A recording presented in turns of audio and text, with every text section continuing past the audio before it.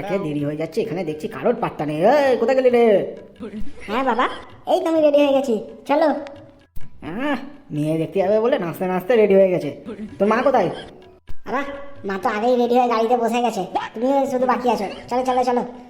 এই হারামজাদার তো বিয়ের নাম শুনে মনে আর ফুর্তি ধরে না।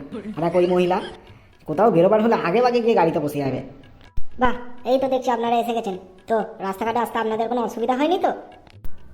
আরে রাখুন তো মশাই আপনার একঘেয়েমি পুরাতন কথা। আমার প্রচুর অসুবিধা হয়েছে, আপনি কি কিছু করতে পারবেন? আরে না না, এটা তো বলা কর্তব্য। আচ্ছা ঠিক আছে, বসুন আপনারা। তো অনেকক্ষণ তো হলো, ওনার মেয়েকে ডাকুন দেখি এবার। হ্যাঁ হ্যাঁ হ্যাঁ, ডাকছি। মা, এবার এদিকে আয় তো। হ্যাঁ বাবা, ডাকছিলে? হ্যাঁ, তুই ওইখানে বস। বাবা বাবা বাবা, মেয়েকে আমার খুব পছন্দ হয়েছে বাবা। আরে চুপ কর হারামজাদা, এরকম ছাগলের মতন করতে নেই। চুপ করে এখন বস। তো দেখুন, আপনার মেয়েকে তো আমাদের খুব পছন্দ হয়েছে। আমি কিন্তু মেয়েকে কিছু প্রশ্ন করতে চাই। তো বেশ, করুন না। তা মা, তুমি কি কি পারো? আপনার এই গোবর গণেশ মার্কা ছেলেকে বিয়ে করতে গেলে আমাকে কি কি পারতে হবে? বাবা, কি সৎ মেয়েটা, আমি একেই বিয়ে করব। আরে গাধা, আচ্ছা তুই একটু মুখ বন্ধ করে বসবি? তা মা, তুমি রান্না করতে পারো? হ্যাঁ হ্যাঁ হ্যাঁ, ওই দিক থেকে নিশ্চিন্ত থাকুন, আমার মেয়ে রান্না করা বাড়ির সব কাজ জানে। শুধু ওই অল্প একটুতে রেগে যায় আর কি, ওই বেশি কিছু না, অল্প একটুতে। তাছাড়াও সব ভালো। আপনার মেয়ে শুধু একটু অল্পতেই রেগে যায় না? তাও ভালো, আমার বাড়িতে তো একজন আছে, সে সারাক্ষণ রেগেই থাকে। তা যা বলছিলাম মা, তুমি বাড়ির কাজ পারো তো সব? একবার বললাম তো হ্যাঁ পারি। বাড়িতে একটা চাকর রেখে দিন না, আমাকে কেন নিয়ে যাচ্ছেন? বাবা বাবা, মেয়েকে আমার খুব পছন্দ হয়েছে মা। যদি বাবা আমি একটু ঘরে নিয়ে গিয়ে দরজা বন্ধ করে বাবা একটু। বলছি দরজা বন্ধ করে কি করবি হারামজাদা? না বাবা, একটু কথা বলবো বাবা। কিছু বলবো, দরজা খোলা কি কথা বলবো একটুখানি বাবা।